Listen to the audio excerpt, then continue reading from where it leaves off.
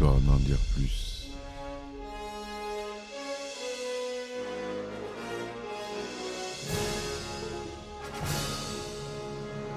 Eh ben attendez, on est en France. Allez, cul sec. Hop.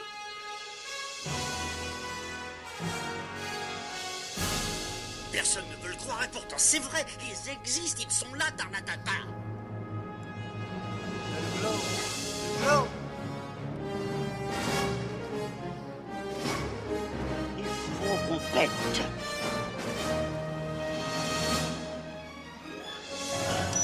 Voyons, circuit branché, correcteur temporel temporisé. Bonjour, bienvenue sur Histoire d'en dire plus. Aujourd'hui, on continue avec la saga du réalisateur Robert Rodriguez, avec un de ses films, mon film préféré, avec Desperado, de lui. J'hésite entre les deux. Une nuit en enfer. Allez, c'est parti.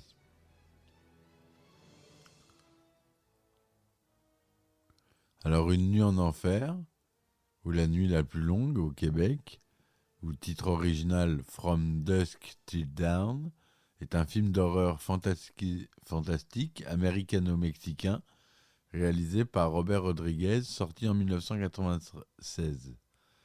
Écrit par Quentin Tarantino d'après une histoire de Robert Kurtzman, Une nuit en enfer raconte l'histoire de deux frères et braqueurs en cavale, Seth, qui est joué par George Clooney, et Richard Grieco, joué par Quentin Tarantino, qui prennent un pasteur, Harvey Keitel, et ses deux enfants, Juliette Lewis et Ernest Liu, en otage afin de passer la frontière mexicaine, mais seront confrontés à leur arrivée à un bar rempli de vampires. Tourné en 10 semaines, notamment en Californie et au Mexique, le long métrage sort en janvier 1996 aux États-Unis, où il rencontre un accueil mitigé et un succès commercial modeste. Mais c'est devenu par la suite un film culte, c'est pour ça que je vous en parle, du genre fantastique et horreur. Alors à la réalisation, on retrouve Robert Rodriguez, notre cher ami, comme je disais. Au scénario, on n'a ni plus ni moins Quentin Tarantino. À la musique, on a Graham Revell, cette fois-ci.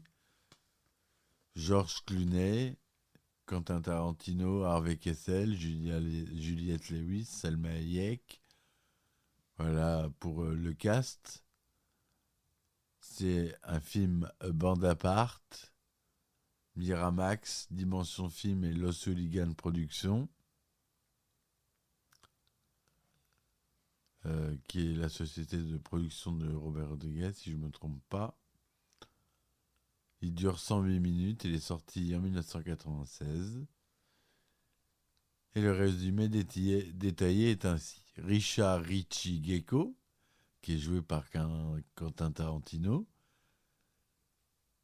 après avoir aidé son frère Seth, qui est joué par George Clooney, à s'échapper de prison, entame avec lui une cavale sanglante au cours de laquelle il braque une banque et tue plusieurs personnes.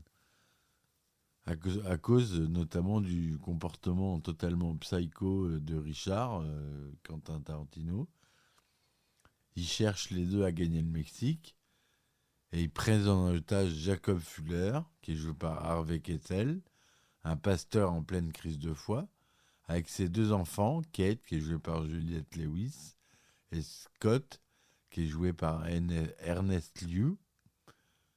Cachés dans le camping-car de leur famille Fuller, ils arrivent à passer la frontière mexicaine et ils n'ont plus qu'à attendre l'arrivée de leur contact Carlos, qui est joué par Cheech Marin, qui leur a fixé rendez-vous dans un bar de routiers dont le nom est Titty Twister. En anglais, ça veut dire le téton tortillé.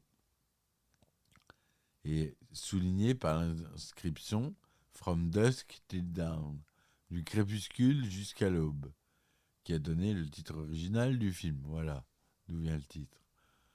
Le groupe s'installe à une table, il boit en attendant le contact, mais une altercation entre les deux frères Gecko et des membres du personnel du bar tourne mal quand Richard se fait transpercer la main. Santanico Pandemonium, Salma Hayek, la danseuse vedette du bar, se transforme alors en vampire et le vide de son sang. Juste après, il y a tout le personnel et danseuses du bar qui se métamorphosent en vampires et massacrent quasiment tous les clients. Il y a Cess qui en réchappe, la famille Fuller et les 2 autres clients, Sex Machine, qui est joué par le célèbre maquilleur d'effets spéciaux Tom Savini, et Frost, qui est joué par Fred Williamson, qui échappe au carnage. Ils luttent pendant tout le reste de la nuit contre les assauts des vampires. Ils en tuent un bon paquet. Et c'est d'abord Sex Machine qui est mordu et qui se transforme. Et avant d'être éliminé, il mord à son tour Frost et Jacob. Celui-ci, sentant la transformation arriver, fait promettre à ses enfants de l'éliminer. Mais le moment fatidique est arrivé, Scott hésite et se fait mordre. Kate doit alors abattre son frère. Et bien, au petit matin, seuls Cess et Kate sont encore vivants, mais ils sont encerclés par les vampires lorsque les premiers rayons du soleil apparaissent et brûlent tout le monde, tous les vampires. Après qu'il ait retrouvé son contact, Cess châtie Carlos pour avoir choisi un tel lieu de rencontre et négocie un droit d'entrée moins élevé pour pénétrer à El Rey. Kate demande à Cess si elle peut l'accompagner à El Rey, mais il veut pas. Apparemment par gentillesse, mais il lui laisse de l'argent. Kate, elle s'enfuit dans le camping-car, en laissant derrière elle le Titi Twister, qui, dans un plan mémorable de fin de film, se révèle alors être le sommet d'un temple aztèque, partiellement enterré, derrière, où s'amoncellent des carcasses de voitures et des camions. Et le plan, j'adore ce plan, il est super à la fin. Un long plan, un long travelling arrière, un dézoom arrière, on va dire, et qui révèle toute l'histoire en fait. En un plan, il arrive à raconter beaucoup de choses. Au montage, au son et à la réalisation, et pas au scénario cette fois-ci, c'est Robert Rodriguez. Il aime monter ses films. Il a raison, c'est le meilleur moyen d'avoir le contrôle dessus. On l'a dit, les sociétés de production, on les a dites. Les sociétés de distribution, c'est Dimension Film aux États-Unis et Gaumont en France. Le budget est de 19 millions de dollars. C'est tourné en anglais avec de l'espagnol. En couleur, Technicolor, 35 mm, 1,85e avec du matériel, encore une fois, Panavision. Robert Rodriguez, il aime ça. Son SDDS, son Dolby Digital. Il est sorti en France le 26 juin 1996. Aux États-Unis, on l'a déjà dit, le 19 janvier 1996. Il est interdit au moins de 17 ans non accompagné d'un adulte aux États-Unis. En France, c'est interdit au moins de 16 ans. Et 15 ans et plus au Mexique, alors que Desperado, par exemple, était interdit au moins de 18 ans. Et qu'en France, c'était interdit au moins de 12 ans. Comme quoi, selon les pays, ça peut vraiment changer. Hein. George Clooney joue Seth Gecko. Quentin Tarantino, on l'a dit, Richie Gecko. Harvey Keitel, Jacob Fuller. Juliette Lewis joue Kate Fuller. Ernest Liu, Scott Fuller. Salma Hayek, Santanico Pandemonium. Cheech Marin, le garde-frontière, Chet Pussy et Carlos. Danny Trejo qui joue dans le film Razor Charlie, Tom Savini Sex Machine, Fred Williamson joue Frost, et voilà pour les acteurs connus, et le groupe Tito et Tarantula qui joue les musiciens du bar, qui ont été maquillés qui se transforment eux aussi en vampires, donc ils ont été maquillés par l'équipe de Tom Savini. Le scénario de Quentin Tarantino est basé sur une histoire de Robert Kurtzman, connu dans le monde des effets spéciaux au cinéma, avec des films comme Predator, Tremors et Misery, et avec qui il avait déjà travaillé sur Reservoir Dogs en 1992. La première version du scénario d'Une nuit en enfer est écrite par un Tarantino à l'époque où il travaillait encore à Video Archives. Il suit les grandes histoires de Kurtzman pour toute la partie se déroulant au Titi Twister, mais c'est lui qui développe entièrement tout ce qui précède et qui n'est seulement en une page dans l'histoire de Kurtzman. Tarantino est payé 1500 € pour écrire ce scénario. Initialement, Tarantino doit réaliser le long métrage, mais décide de ne pas le mettre en scène afin de se consacrer au scénario et au rôle de Richard Grieco.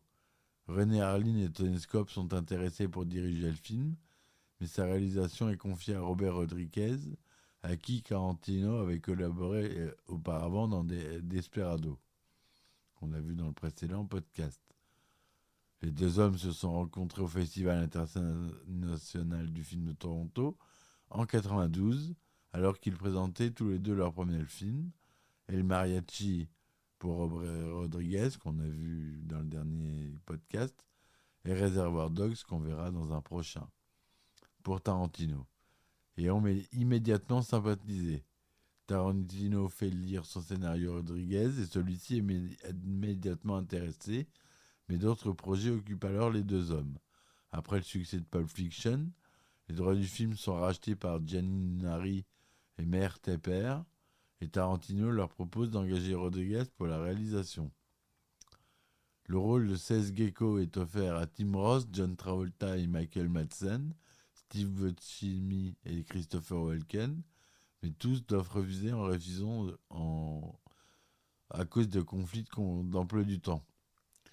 C'est finalement à George Clooney qu'on donne le rôle. C'est le premier rôle important au cinéma depuis son succès télévisé avec Urgence. Tarantino propose aussi à Tim Roth et Steve Buscemi de jouer un petit rôle de Pete Bottoms, mais il décline l'offre. De même pour William Sadler, qui était pressenti pour incarner l'agent du FBI Stanley Chase, rôle qui échoua à John Saxon, que Rodriguez et Tarantino rencontrent par hasard lors d'une convention. Salma Hayek hésite longuement avant d'accepter le rôle de Santanico Pandemonium, car elle a une peur panique des serpents. Elle suit une thérapie de 2 mois avant le tournage pour s'en débarrasser. Le tournage du film a eu lieu du 13 juin au 20 août 1995 dans l'État de Washington, au Texas et en Californie. Le tournage se déroule également au Mexique. Les scènes du motel où la famille Fuller est prise en otage sont tournées en premier. L'équipe passe ensuite 5 semaines à tourner les scènes du Titi Twister. Le tournage se termine avec la scène d'ouverture dans le magasin de spiritueux. La scène du passage de la frontière mexicaine est la plus chaotique à tourner, car en raison de conflits d'emploi du temps, les acteurs impliqués doivent tourner leurs séquences à différentes périodes. Un making-of du film, réalisé par Sarah Kelly, est sorti en 1997 sous le titre Full Tit Boogie. Je vous conseille de voir, c'est un super documentaire que j'ai trouvé sur YouTube, moi. Mais il n'y est plus. Alors, je ne sais pas comment le trouver. Un grand nombre de morceaux de la bande originale sont de Texan Blues, ZZ Top, Stevie Ray Vaughan, Jimmy Vaughan. Et le groupe de rock, comme je vous disais, Tito et Tarantula, apparaît dans le film dans les rôles des musiciens de Titi Twister. La BO contient également des extraits de dialogue tirés du film. La critique a été bonne, Rotten Tomatoes lui donne 64%, avec un score moyen de 6 sur 10 sur 44 critiques. Metacritic lui donne 52% sur 14 critiques. En France, Allociné lui donne 3,8 sur 5 pour 13 280 notes et 2 sur 5 pour 5 critiques de presse. Une nuit en enfer rencontre un succès commercial modeste. Aux États-Unis, il prend la première place du box-office de sa sortie avec 10 240 000 $ de recettes pour une moyenne de 5 110 $ sur les 2000 de 4 salles le distribuant, restant durant 4 week-ends dans le top 20 hebdomadaire. Une nuit en enfer finit son exploitation avec 25 millions de $ de recettes, soit 5 845 000 entrées. Les recettes internationales, excepté les États-Unis, atteignent les 33 millions de $, permettant Une nuit en enfer d'atteindre le triple de son budget grâce aux recettes mondiales. En France, le film fait un bon débarrage au box-office en s'installant à la 2e place du podium dès sa première semaine. Il atteint le demi-million la semaine suivante pour finir son exploitation avec 667 411 entrées. Je bafouille. Il a reçu quelques récompenses, Academy of Science Fiction, des Saturn Awards, MTV Awards. Il y a des références au cinéma de Tarantino et de Rodriguez. Par exemple, l'arme pénible du Sex Machine se trouvait présente dans les tueurs à guitare du mariachi dans Desperado, précédent film de Robert Rodriguez qu'on a vu dans mon précédent podcast. La tirade Ezekiel 25-17 de Samuel Jackson dans Pulp Fiction était dans le script d'une nuit en enfer dans la scène où Jacob attaque les vampires avec un fusil à pompe et une batte de baseball.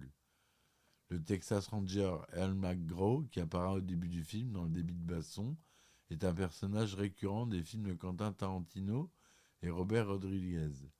Kill Bill volume 1 et le diptyque Grindhouse, Boulevard de la Mort et Planète Terreur. Et à chacune de ses apparitions, il est interprété par l'acteur-chanteur Michael Parks. Dans une scène, on remarque que Richard, le personnage joué par Quentin Tarantino, semble fantasmer sur les quais de Kate, Juliette Lewis, référence pour un penchant bien connu de Tarantino pour les pieds. Lorsque George Clooney va chercher à manger, on peut brièvement voir sur le paquet les lettres Big Kahuna Burger, fast-food inventé par Quentin Tarantino. Sex Machine, le personnage joué par Tom Savini, est un hommage à l'un des pillards apparaissant à la fin du film Zombie de 1978 de George Romero, également interprété par Savini. Un personnage similaire, également interprété par Tom Savini, fait un caméo dans Le Territoire des Morts, suite indirecte de Zombie. Plusieurs éléments laissent deviner l'influence de John Carpenter sur Robert Rodriguez. Ça tombe bien, j'adore ce réalisateur. Notamment le huis clos des personnages à l'intérieur du bar, qu'on retrouve aussi dans The Faculty du même réalisateur, bon film aussi à voir.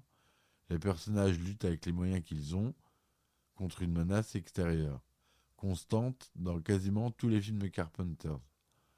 Le fils de Harvey Keitel porte un t-shirt où on peut lire Pressing 13, référence évidente à Assaut de 1976 de Carpenter, dont le titre original était Assaut en Pressing 13.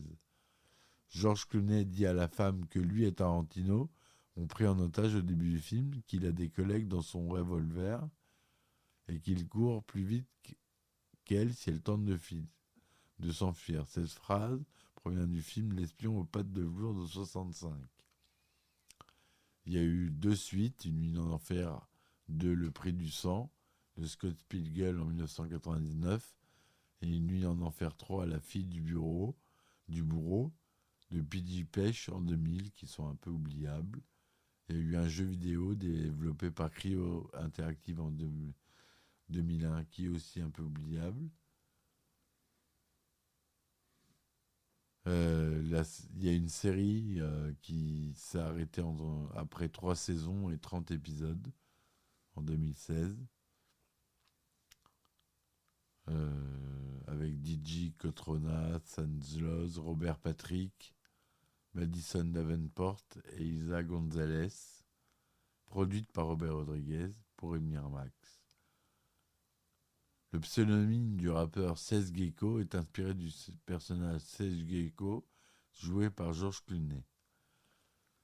Voilà tout ce que je voulais vous dire sur ce film. J'espère que cette chronique vous aura plu.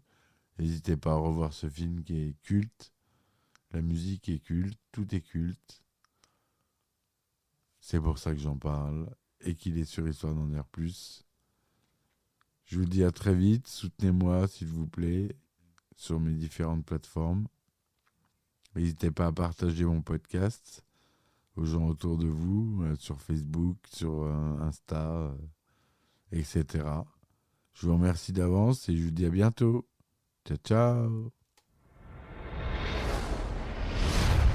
histoire d'en dire plus.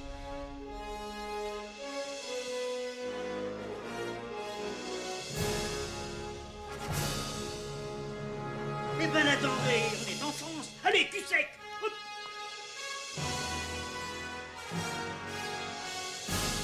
Personne ne veut le croire et pourtant c'est vrai, ils existent, ils sont là, Tarnatata.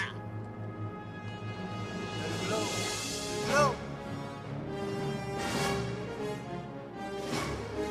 Il faut qu'on pète.